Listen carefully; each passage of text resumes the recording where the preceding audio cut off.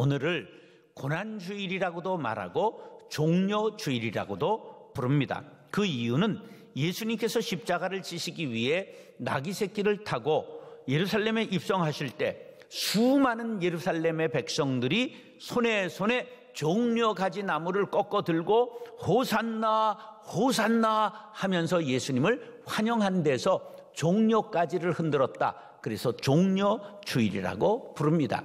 요한복음 12장에 이렇게 나와 있습니다. 시작.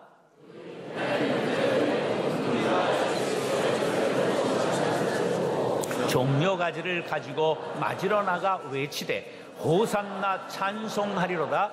주의 이름으로 오시는 이 곧 이스라엘의 왕이시여 하더라. 아멘. 종려나무는 열대지방의 흔한 야자수를 뜻합니다. 예루살렘의 군중들은 예수님을 왕으로 오시는 분으로 알고 열렬하게 환영했습니다. 호산나 호산나 소리 높여 노래했습니다. 구하옵나니 이제 구원하소서. 죄와 사망과 도탄에 빠진 가난한 우리들을 구해 주옵소서. 찬양의 외침으로 호산나를 외쳤던 것입니다. 예수님을 왕으로 영접했던 군중들이 예수님을 십자가에 못 박으라고 외치는 데는 불과 닷새도 걸리지 않았습니다. 사람들은 이렇게 표변합니다. 언제는 왕이라고 환영하더니 이제는 죄인이라고 십자가에 못 박으라고 외칩니다. 여기에서 우리는 늘 변하는 우리의 자신의 모습을 돌이켜 보아야 합니다. 모든 것이 잘되고 형통할 때는 예수님이 최고라고 말하다가도 꼬이고 병들고 어려워질 때는 예수님이 내게 해준 것이 무엇이 있느냐고 나와 상관이 없다고 말하는 사람들이 있습니다. 이와 반대의 경우도 있지요. 어렵고 고난이 닥쳐올 때 간절히 기도하고 하나님께 매어 달리다가도 IMF 때 교회가 부흥한 것을 아십니까? 그런데 그러다가도 형통하고 남부러울 것이 없게 되면 자신이 잘나고 운이 좋아서 된 것이라고 하나님을 떠나는 사람들이 있다는 사실입니다. 이것이 연약하고 변덕이 심한 인간의 모습이요 나의 모습은 아닐까요? 종려주일이자 고난주일인 오늘 바로 이런 자신을 돌아보는 날로 삼는 지혜자들이 될 수 있기를 바랍니다. 사랑하는 형제 자매 여러분, 오늘 본문 말씀 속에 나타난 메시아 예언을 살펴보는 중에 예수님과 함께 고통받고 예수님과 함께 십자가 지는 신앙의 체험을 갖게 되시기를 축원합니다. 그리고 모든 성경은 하나님의 감동으로 된 것임을 믿고 하나님의 말씀을 따라 진리의 길을 걷고 영원한 생명에 이르게 되는 복을 받게 되시기를 예수님의 이름으로 축원합니다. 따라서 멸시를 당하셨습니다.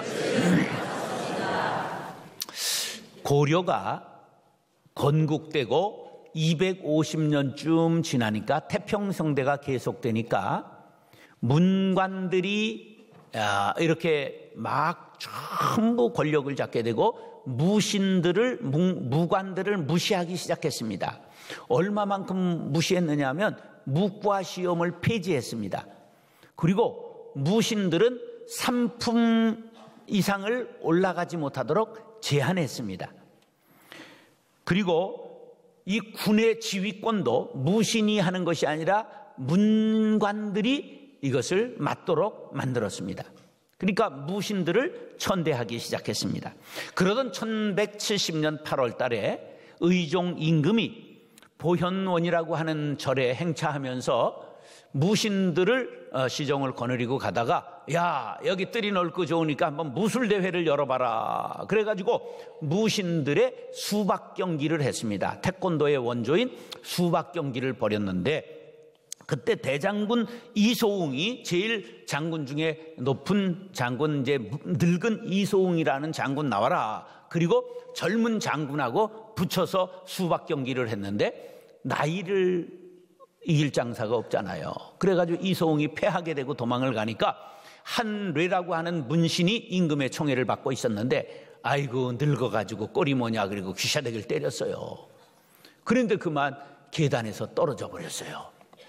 그러니까 막 무관들의 눈에서 불꽃이 튀었어요. 그런데 그 얼마 전에 그 정중부라고 하는 상장군이 있는데 이 내시가 촛불을 갖고 상장군의 수염을 끄슬르는 장난을 하다 홀딱 태워버렸어요. 그런데 그걸 꾹꾹 눌러 참고 있었거든요. 그날 밤에 그들이 모의해가지고 반란을 일으켜가지고 왕을 퇴위시키고 문관들을 전부 밑본 놈들을 때려 죽인 것을 무신정변이라고 말합니다. 이때로부터 100년 동안 무신정권 시대가 열렸죠. 사람은 멸시하면 안 됩니다.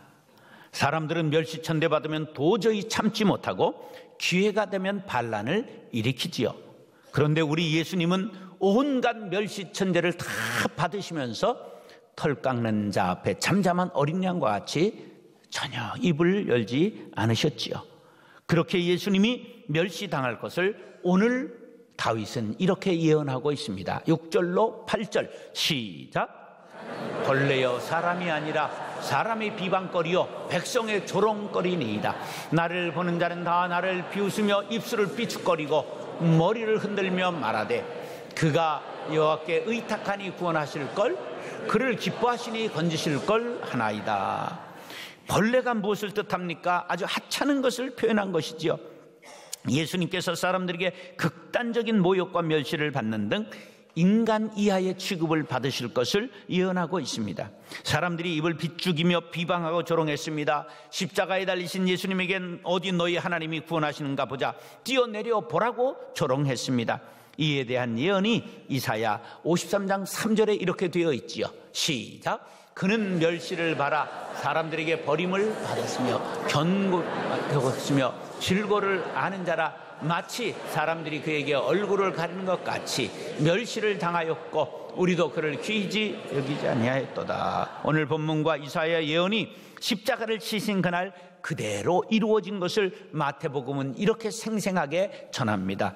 밑줄 친 것만 시작. 이에 예수의 얼굴에 침 뱉으며 주먹으로 치고 어떤 사람은 손바닥으로 때리며 그의 옷을 벗기고 흉포를 입히며 가시관을 엮어 그 머리에 씌우고 갈대를 그 오른손에 들리고 그 앞에 무릎을 꿇고 희롱하여 이르되 유대인의 왕이여 평안할지어다 하며 그에게 침 뱉고 갈대를 빼앗아 그의 머리를 치더라. 네가 만일 하나님의 아들이거든 자기를 구원하고 십자가에서 내려오라 하며 대제사장들도 서기관들과 장로들과 함께 희롱하여 지금 십자가에서 내려올지어다. 그리하면 우리가 믿겠노라.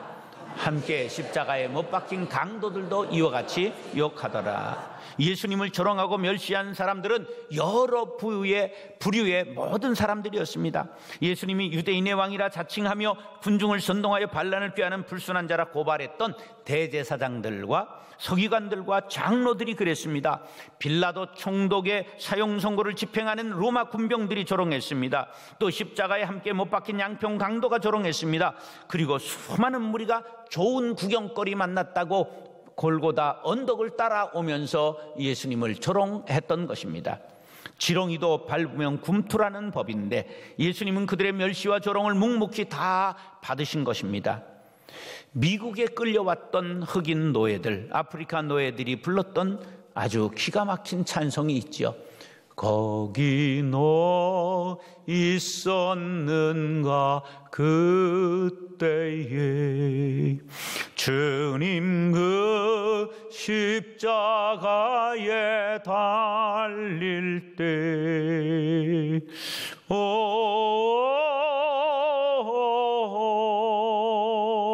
때로 그 일로 나는 떨려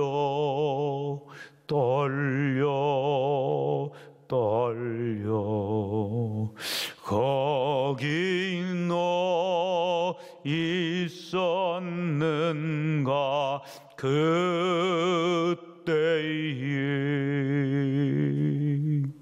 예수님이 십자가 지실 때 멸시와 조롱, 채찍과 침뱉음, 온갖 모욕을 다 당하셨는데 알고 보니 내가 그 군중 속에 주님을 조롱하고 있었음을 깨달은 사람의 노래입니다. 이런 것을 영적 각성이라고 말하지요. 예수님의 십자가 지심은 나 때문이요 내 죄 때문임을 알게 되었던 것입니다. 이사야 53장 4절 시작. 그는 실로 우리의 질고를 지고 우리의 슬픔을 당하였거늘 우리는 생각하기를 그는 징벌을 받아 하나님께 맞으며 고난을 당한다 하였노라. 사랑하는 형제 자매 여러분, 주님께서 자신을 멸시하고 조롱한 나를 위하여 십자가 지신 것을 깨달으셨습니까? 그렇다면 이제부터 나도 주님을 위해 멸시와 조롱을 다 감수하고 주님의 은혜, 주님의 사랑을 전하겠습니다. 결심하시기 바랍니다. 그런 성도님들을 위해 하나님의 은총이 넘치기를 예수님의 이름으로 축원합니다. 따라서 십자가의 고통을 당하셨습니다. 예수님께서 십자가 고통을 당하셨을 때 얼마나 아프셨을까를 상상해 보셨습니까? 예수님께서 잡히시기 전 감람산에서 기도하실 때 얼마나 간절하게 기도하셨는지 땀방울이 핏방울처럼 되었다고 누가복음 22장 44절 시작. 예수께서 힘쓰고 애써 더욱 간절히 기도하시니 땀이 땅에 떨어지는 핏방울같이 되더라. 아멘.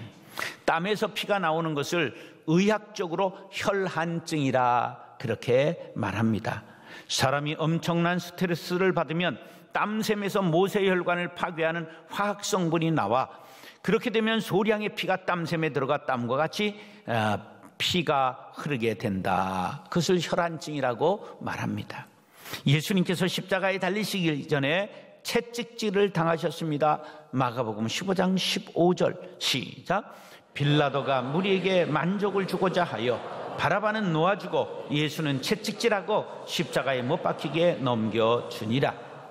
그냥 채찍질하고 이게 5짤로 되어 있지만 채찍의 모양은 채찍에 쇠구슬을 달고 짐승의 뼈 조각을 달아놨습니다. 그래서 채찍을 때릴 때마다 그것이 살점을 물고 나옵니다. 그러니까 피가 낭자하게 되는 것입니다. 3세기 역사가 유세비우스는 채찍에 맞으면 정맥이 밖으로 드러나고 근육과 뼈와 창자까지 노출되었다고 설명하고 있습니다. 많은 사람이 십자가에 달리기 전 채찍에 맞아 이미 죽기도 했습니다. 피를 많이 흘려 쇼크사한 것이지요. 예수님은 십자가에 달리기 전에 이미 만신창이가 되었습니다. 십자가에 달릴 때 그 고통은 말로 다 할 수 없지요.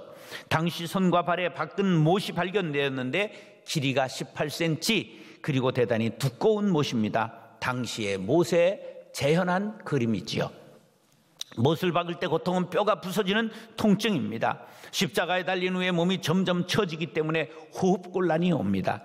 호흡을 하려면 발을 세웠다 내렸다 펌프질을 해야 되는데 그때마다 못 박힌 곳의 통증은 이루 말할 수가 없었습니다. 십자가에 못 박히면 많은 사람이 질식해서 죽습니다. 예수님은 물과 피를 다 흘리시고 6시간 만에 운명하셨습니다. 그런데 예수님께서 십자가에 당하신 고통은 자신의 죄 때문이 아니라 바로 우리들의 죄, 너와 나의 죄 때문입니다. 예수님은 우리의 죄 때문에 참혹한 고통을 당하신 것입니다. 14절로 18절 시작. 나는 물같이 쏟아졌으며 내 모든 뼈는 어그러졌으며 내 마음은 밀락 같아서 내 속에서 녹았으며 내 힘이 말라 질그릇 조각 같고 내 혀가 입천장에 붙었나이다. 주께서 또 나를 죽음의 진토 속에 두셨나이다. 개들이 나를 에워쌌으며 악한 무리가 나를 둘러 내 수족을 찔렀나이다. 내가 내 모든 뼈를 셀 수 있나이다. 그들이 나를 주목하여 보고 내 겉옷을 나누며 속옷을 제비 뽑나이다. 아멘. 예수님께서는 시편 22편의 예언대에 그대로 십자가의 고통을 당하셨습니다. 물같이 쏟아졌다고 14절에 말하는데 물과 피를 다 쏟으시고 돌아가셨습니다. 내 모든 뼈는 어그러졌다고 말씀합니다. 육신의 처절한 고통을 당하셨지요. 내 마음이 내 속에서 녹았다고 하는 것은 고뇌하는 모습을 그리고 있습니다. 15절에 보면 내 혀가 입천장에 붙었나이다. 그것은 십자가에서 내가 목마르다 하셨던 예수님의 모습을 보게 해줍니다. 16절에는 개와 악한 무리들이 내 수족을 찔렀나이다 말씀하고 있는데 잔인하고 무례한 로마 군병들이 손과 발에 못을 박고 옆구리를 찌른 것을 뜻합니다. 17절에 내 모든 뼈를 셀 수 있나이다 라는 말씀은 채찍에 맞아 뼈가 다 드러나 수를 셀 수 있을 정도가 되었다는 말씀입니다. 18절에 보면 내 겉옷을 나누며 속옷을 제비 뽑나이다 하신 말씀도 요한복음 19장에 보면 그대로 응답되었습니다. 요한복음 19장 23절 24절 시작. 군인들이 예수를 십자가에 못 박고 그의 옷을 취하여 네 깃에 나눠 각각 한 깃씩 얻고 속옷도 취하니 이 속옷은 호지 아니하고 위에서부터 통으로 짠 것이라. 군인들이 서로 말하되 이것을 찢지 말고 누가 얻나 제비 뽑자 하니 이는 성경에 그들이 내 옷을 나누고 내 옷을 제비 뽑나이다 한 것을 응하게 하려 함이로라. 군인들은 이런 일을 하고. 아멘. 이 고통 외에 예수님께 드러나지 않는 큰 고통이 있었으니 그것은 3년간 양육한 제자들이 예수님의 십자가의 의미를 전혀 알고 있지 못했다고 하는 것입니다. 누가복음 18장 32절로 34절 시작. 인자가 이방인들에게 넘겨져 희롱을 당하고 능욕을 당하고 침뱉음을 당하겠으며 그들은 채찍질하고 그를 죽일 것이나 그는 3일 만에 살아나리라 하시되 제자들이 이것을 하나도 깨닫지 못하였으니 그 말씀이 감추었으므로 그들이 그 이르신 바를 알지 못하였더라. 예수님이 십자가를 지실 때 제자들이 다 도망갔던 것은 의미를 알지 못했기 때문입니다. 그들은 십자가의 고통만 두려워했지 예수님이 왜 십자가를 지시는지 의미를 알지 못했습니다. 그것이 예수님의 마음에 더 큰 고통을 안겨드렸던 것입니다. 과연 우리들은 어떠합니까? 예수님의 십자가 고통이 나를 위함임을 믿으십니까? 그렇다고 한다면 그 고통이 내게 전이되어 다가와야 하고 그리고 나도 아파야 정상이 아니겠습니까? 이것이 느껴지지 않는다면 예수 믿는다는 것이 무슨 소용이 있겠습니까? 사랑하는 형제 자매 여러분, 예수님의 십자가 고통이 내게로 다가와 느껴지고 내 죄 때문에 예수님이 십자가에 지셨음을 깨닫게 되고 아픔에 동참하고 그 사랑에 감격해 되는 고난주간이 될 수 있기를 예수님의 이름으로 축원합니다. 다시 하나님께 버림받으셨습니다. 한국전쟁이 끝나고 전쟁고아들이 외국에 많이 입양되었어요. 얼마나 입양되었을까 찾아보니까 57년까지의 통계는 못 찾았고요. 58년부터 2015년까지 16만 6,512명의 아이들이 해외로 입양됐어요. 쉽게 말하면 고양시에 있는 어린아이들 지금 전체만큼이 전부 해외로 입양된 겁니다. 예. 그런데 이렇게 많은 아이들이 고아가 되어 해외로 나갔는데 그들이 자라면 이 한국을 찾아오는 아이들이 많아요. 왜 오느냐 물어보면 부모를 보고 싶다는 거예요. 그래 얼굴을 보고 싶은 것도 있지만 왜 나를 버리셨을까? 피치 못한 사정이 있었겠지. 나를 미워한 것은 아니었겠지. 나를 사랑했지만 피치 못할 사정이 있었겠지. 이렇게 생각을 하고 부모를 찾아오는 것입니다. 사랑받지 못한 여인보다 어떤 여인이 불쌍한 여인이라고요? 잊혀진 여인이 불쌍한 것이지요. 자신이 버림받았다는 것이 사람 마음속에 큰 상처가 되는 것입니다. 예수님은 하나님의 아들이신데 높고 높은 하늘 보좌를 버리시고 이 땅에 오셨지요. 이에 대하여 빌립보서 2장 6절로 8절 시작. 그는 근본 하나님의 본체시나 하나님과 동등됨을 취할 것으로 여기지 아니하시고 오히려 자기를 비워 종의 형체를 가지사 사람들과 같이 되셨고 사람의 모양으로 나타나사 자기를 낮추시고 죽기까지 복종하셨으니 곧 십자가에 죽으심이라. 그는 근본 하나님이신데 높고 높은 하늘 보좌를 버리시고 낮고 천한 인간의 몸을 입고 이 세상에 오셨습니다. 그러고도 십자가에서 우리 모두의 죄를 대신 지시고 십자가에서 돌아가셨다. 그러한 말씀이십니다. 이 대속의 죽음은 이미 이사야 선지자가 이렇게 예언했지요. 이사야 53장 7절로 9절 시작. 그가 곤욕을 당하여 괴로울 때에도 그의 입을 열지 않았다. 마치 도수장으로 끌려가는 어린 양과 덜 깎는 자 앞에서 잠잠한 양같이 그의 입을 열지 아니하였도다. 그는 곤욕과 신문을 당하고 끌려갔으나 그 세대 중에 누가 생각하기를 그가 살아있는 자들의 땅에서 끊어짐은 마땅히 형벌받을 내 백성의 허물 때문이라 하였으리요. 그는 강포를 행하지 아니하였고 그의 입에 거짓이 없었으나 그의 무덤이 악인들과 함께 있었으며 그가 죽은 후에 부자와 함께 있었도다. 아멘.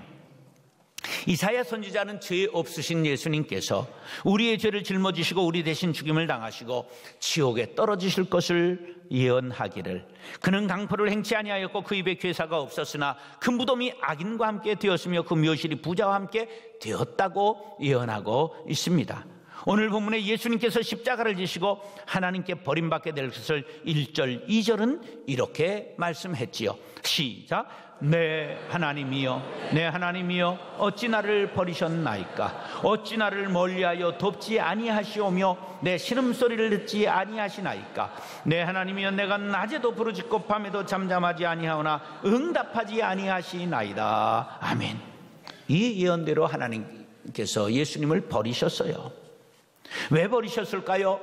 죄와는 상관없으신 거룩하신 하나님, 깨끗하신 하나님께서 십자가를 지신 예수님의 양옆 어깨를 보니까 시커먼 죄악의 덩어리가 우리의 죄가 전부 예수님의 양 어깨에 메워진 것을 보고 바로 너의 죄, 나의 죄, 우리의 죄, 온 인류의 죄를 보시고 차마 그 죄악에 흉하고 추한 것을 보실 수 없어서 하나님께서 외면해 버리고 만 것입니다. 하나님과의 교제가 끊어진 순간 예수님은 마태복음 27장에 이렇게 절규하셨습니다. 시작. 제6시로부터 온 땅에 어둠이 임하여 제9시까지 계속되더니 제9시쯤에 예수께서 크게 소리질러 이르시되 엘리 엘리 라마 사박다니 하시니 이는 곧 나의 하나님 나의 하나님 어찌하여 나를 버리셨나이까 하는 뜻이라. 아멘. 하나님은 갈보리 언덕 인류의 제단을 쌓으시고 아브라함이 이삭을 번제물로 바친 것처럼 예수님을 인류를 위한 속죄 양으로 삼으신 것입니다. 그래야만 아담의 범죄로 인해 원죄로 얼룩진 인류의 죄와 사망의 줄을 끊을 수 있었기 때문입니다. 그러나 아버지와의 인연이 끊기고 아버지에게 버림받아야 하는 순간 엘리 엘리 라마 사박다니 나의 하나님 어찌하여 나를 버리셨나이까 절규하신 것입니다. 절대 고독, 절대 절망의 절규였던 것입니다. 우리가 죄에서 자유를 얻고 마귀의 종에서 하나님의 자녀로, 번질상 진노의 자녀에서 천국 백성으로 죄로 인해 죽었던 우리가 영원한 생명을 누리게 된 것은 바로 예수님의 십자가 공로요 하나님의 사랑으로 인한 것임을 기억하시기 바랍니다. 이것을 깨달은 하나님의 자녀라면 거룩한 생활에 힘써야 합니다. 우리가 죄를 다시 지으면 예수님을 다시 십자가에 못 박는 어리석은 결과를 낳게 되는 것이기 때문입니다. 우리는 이제 나를 위해 십자가에서 고통당하시고 버림받아 죽으신 예수님을 위해 살아야 합니다. 그렇게 다짐하시면 아멘 하시기 바랍니다. 갈라디아서 2장 20절이 우리의 고백이 되기를 바라면서 시작. 내가 그리스도와 함께 십자가에 못 박혔나니 그런즉 이제는 내가 사는 것이 아니요 오직 내 안에 그리스도께서 사시는 것이라. 이제 내가 육체 가운데 사는 것은 나를 사랑하사 나를 위하여 자기 자신을 버리신 하나님의 아들을 믿는 믿음 안에서 사는 것이라. 할렐루야. 사랑하는 형제 자매 여러분, 예수님은 다윗과 선지자의 예언을 이루시기 위해 십자가를 지셨습니다. 그것은 나를 위해 지신 것임을 믿으시기 바랍니다. 메시아이신 예수님께서 십자가를 지심으로 우리가 구원을 얻은 것을 믿으시기 바랍니다. 이 큰 은혜와 사랑을 받았사오니 이제부터 나도 내 몫의 십자가를 잘 지겠습니다. 결단하며 고난에 동참하는 그리스도인들이 될 수 있기를 예수님의 이름으로 축원합니다.